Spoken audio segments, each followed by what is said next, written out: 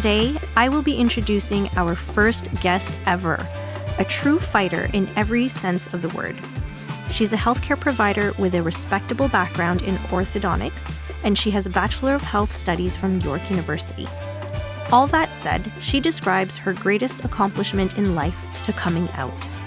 Following 24 years of silence as a young gay woman and a 4-year closeted relationship. So, without further ado, let's hear from our first inspiring guest. Welcome, Bianca Ferraro, also known as B. Before we begin this episode, we're going to do a few rapid fire questions. Okay. It's just a really fun and quick way to get to know you.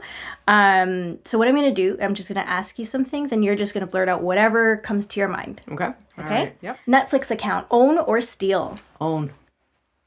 My parents steal from me. I own it. Guilty pleasure? Ooh, chocolate fudge cake. Ooh, most annoying celebrity? I hope they're not watching. I love everybody. I don't you. Have an annoying anybody. Not one? I can't. To be honest, I cannot think of 1% annoys me. All right. I'm chill. Money or happiness? Happiness. The coolest thing in your home? I've got a chalkboard wall. That's awesome. Yeah. So I would say the chalkboard wall. Do you get a lot of people signing it? Everybody that walks in's got to, before they leave, they got to sign it. I don't think I've signed it. You gotta come back and come visit. over, yeah. Last one. When life throws you lemons, we make lemonade and we spike it. Nice. All right, so we're gonna dive right into it.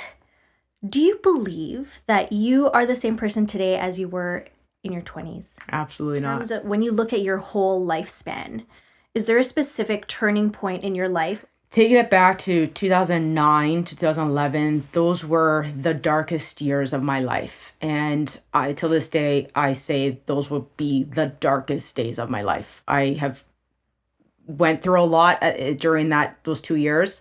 And so I was just starting my dental hygiene program in 2008, 2009, the summer. And you were how old at that time? I was 19. Okay. 18 going into turning 19.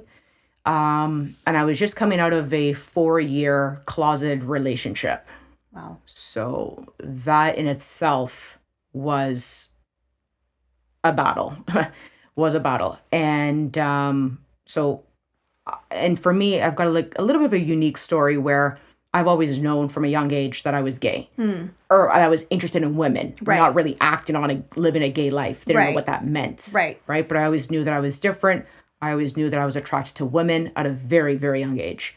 And I'm so grateful that I knew so young, right? Because many people are going through life. Marriages even. Right. Exactly. Still figuring it out. Right. Still exploring. Right. So for me, I've never had to dabble. And one cool thing that I'm proud of, I'm a gold star lesbian. So what does that mean? It means someone who's never slept with the opposite sex. That's awesome. So yeah. And you're like Kobe Bryant, never played for another team. Exactly. It's all team love. It's all team love at the end of the day, right? And what made that so monumental for you? So it was all of high school pretty much, right? And young love, I think everyone remembers their first love. Right. And that was from 15 going into 18, 19 years old. So a good 4 years of my life there. And we were each other's best friend. We were in love, what we thought love was at the time. And so when I had just started the hygiene program, she had ended it with me. And it was rocky towards the end, but I never wanted to accept it for what it was. Right. And not only losing my best friend, but, the love of my life, having to start such an intense program as the dental hygiene program is, I hit rock bottom. I hit rock bottom because I couldn't say a word to anybody for the duration of my program. And more so, I instilled that fear onto myself. I wasn't ready to come out. I wasn't ready to have this sit down with my family. And I put a lot of pressure on myself thinking that if I were to come out to my family, I was preparing for the worst. Right. If in case I got kicked out, disowned, turned away. And then I finally had to sit down with my family in 2014. And I told them, this is who I am. I came out to them.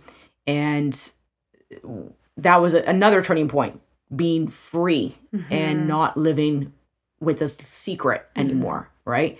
So for 24 years, honestly, the way I can explain it, it was as if I was living life with somebody suffocating me, like just having their hands around my neck, and I just couldn't breathe. And sure enough, it took me 24 years, so 4 years after that, to actually bring myself to saying the words, I am gay.